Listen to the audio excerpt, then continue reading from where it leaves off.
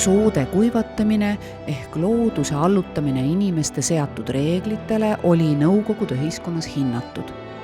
Sookuivatus oli prestiižne ning selle kujutamine vaat et poolkohustuslik. Ent Henn Roode suurepärane maal on kaugel kohustuslikkusest.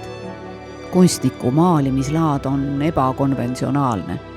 Pooleldi välja maalitud näod vaatavad otse ja inimlikult publikut. Nappide ja lakooniliste vahenditega on Roode loonud teosele oma allteksti.